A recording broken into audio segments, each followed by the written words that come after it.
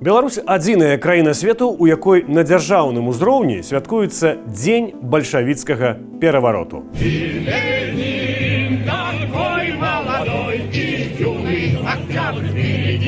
Афіцыйна гэтую дату называюць днём кастрычніцкай рэвалюцыі, але ёсць прапанова. Давайте вспомним из истории то, что неоспоримо, то, что непререкаемо. Почему свершилась эта революция? Стоп. Рэвалюцыя, у выніку якой у расійскай імперыі зрынулі самадзяржаўе, адбылася ў лютым 1917 года. Зараз вы бачыце кінахроніку з тых дзён.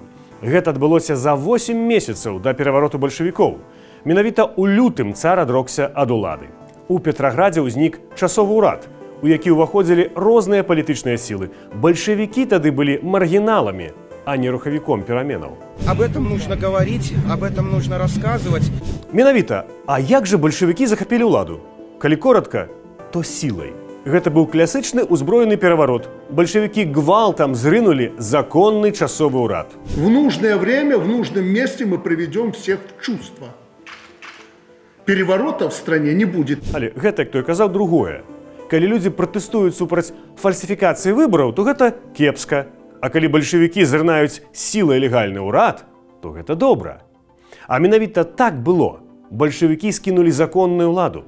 Дагэтуль мала хто усведамляе, што ў 17 годзе большасць жыхароў расійскай імперыі увогуле была зусім не за бальшавікоў.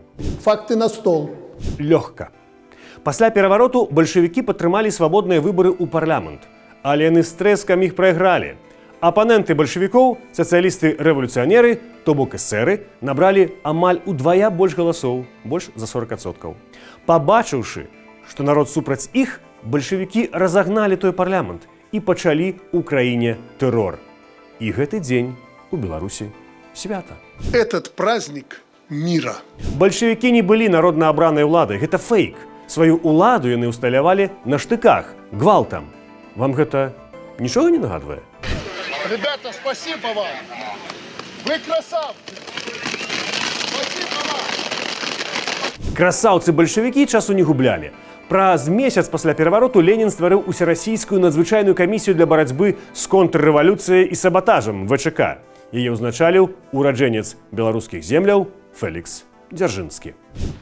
Феликс Edmundович, необходимо их немедленно расстрелять. Ужо ў верасні 18 года бальшавікі абвясцілі чырвоны тэрор. Гэта значыць, што былі легалізаваныя масавыя расстрэлы ўсіх, каго абвінавачвалі ў спробах змовы і мецяжу, а таксама прадугледжвалася стварэнне канцэнтрацыйных лягераў для класавых ворагаў.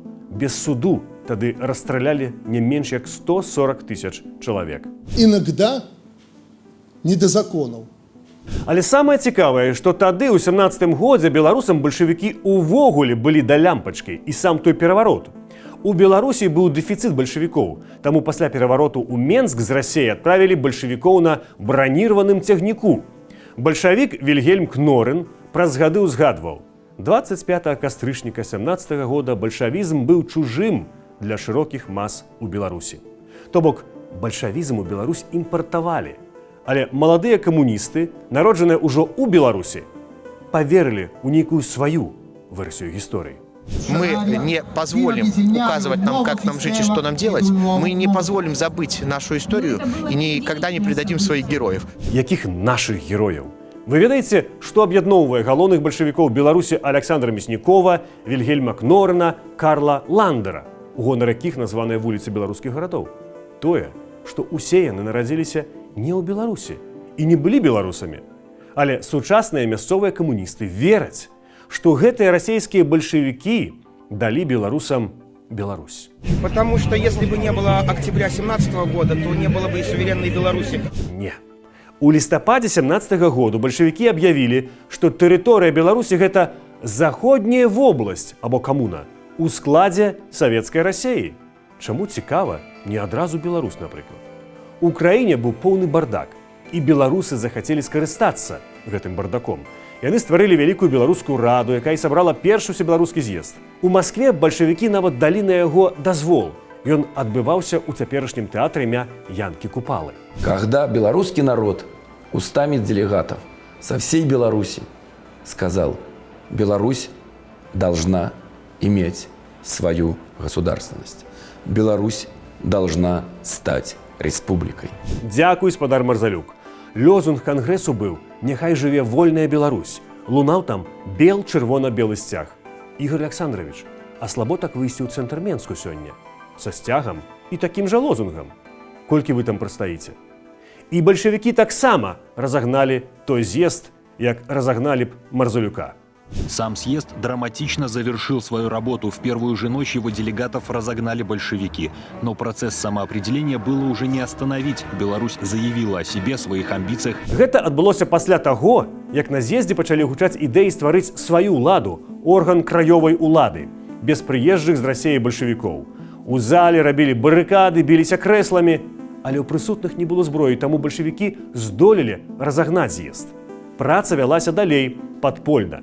І быў абраны выканкам рады з'езду. Менавіта гэты орган пасля абвясціў незалежнасць Беларускай Народнай Рэспублікі. То, что это крок до дзяржаўнай незалежнасці, безумоўна. То, что упершыню ў палітычнай гісторыі было дэкларавана, то, что Беларусь павінна стаць незалежнай, факт. А яшчэ кажуць, от каб не было 17-го года і бальшавікоў, якія вам так не падабаюцца, то нашы продкі і вашы продкі пасвілі б далей кароў, а не вучыліся на інжынераў і лекараў. Так, ахвяры былі, кажуць, вялікія, але цывілізацыйны скок столькі каштуе. Фінляндыя была часткай расійскай імперыі, але пасля 17-го года фіны будавалі сваю дзяржаву самі, без бальшавікоў і цывілізацыйнага скоку. Дзіва-дзівосна, адкуль у іх лекары, інжынеры і чаму там няма непісьменнасці? Фінляндыя – самае шчаслівае грамадства свету. Магчыма, таму шчаслівае, што разумеюць, ад чаго ім удалося ўцячы.